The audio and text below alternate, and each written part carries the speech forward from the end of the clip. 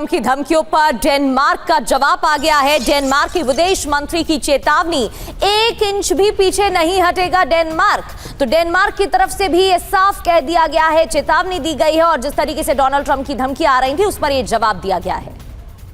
ये बयान आपने सुने। मलिक सर, अगला सवाल आपसे होगा, क्योंकि यहां कब्जे के दौरान ग्रीनलैंड में अमेरिका अपने हजारों सैनिकों की तैनाती भी कर सकता है, यानी पूरी तरीके से घेराव और एक्शन को देखते हुए खबर बहुत इंपॉर्टेंट है।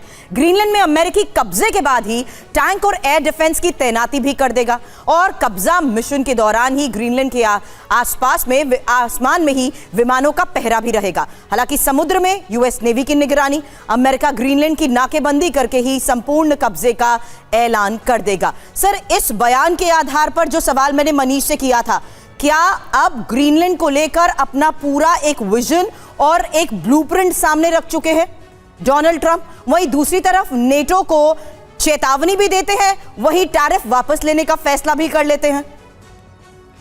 देखिए, डोनाल्ड ट्रंप का ये आप स्ट्रेटजी समझिए। वो एक दिन एक घोषणा करते हैं कि यहाँ पे आप टैरिफ लगाएंगे, वहाँ टैरिफ लगेंगे, उसके कुछ दिन बाद उसको रिट्रैक्ट कर लेते हैं। वो एक ट्वीट करते हैं, फिर उसको रिट्रैक्ट कर लेते हैं। देखिए, वो एक टिपिकल बिजनेसमैन है, बिजनेसमैन की तरह उनका बिहेवियर है और उनके बिहेवियर में, उनकी पॉलिसीज में, उनके बिहेवियर की, बिजनेस की साफ झलक नजर आती है कि पहले ज़्यादा बोलो, फिर उसमें से कुछ कंसेशन दो और उसमें कुछ ना कुछ तो आराम से रख लीजिए, बिना किसी युद्ध के, बिना किसी विरोध की। अब ग्रीनलैंड की बात आती है। देखिए, ये बात सही है कि मिलिट्री माइट के सामने वहाँ पर डेनमार्क की कोई हैसियत नहीं है। अमेरिका जब चाहे डेनमार्क पर, ग्रीनलैंड पर अपना सैनिक सानी उतार के कार्रवाई कर सकता है, लेकिन मेरे ख्याल से इतनी जल्दीबाजी अमेरिका नहीं करेगा। कारण यह है कि देखिए, कुछ भी हो, नेटो एक ऐसी संस्था है जो पिछले इतने सालों से एग्जिस्ट करती है और जिसके कारण पूरा नेटो, यानी पूरा यूरोप और अमेरिका एक कोहेसिव यूनिट की तरह काम करते रहे हैं। अब अगर इस बात पर विरोध आ रहा है और खुलेआम जो यूरोपियन कंट्रीज उनके खिलाफ आ रहे हैं, नेटो कंट्रीज खिलाफ आ रहे हैं, तो अमेरिका इसको फिलहाल डायरेक्ट एक तरह से वर्बल जो चल रही है चीन की, एक दूसरे को चैलेंज करना और एक दूसरे को निगेट करना, ये चलती रहेगी। लेकिन वहां पे मुझे नहीं लगता कि वहां पे सैन्य कार्रवाई होगी।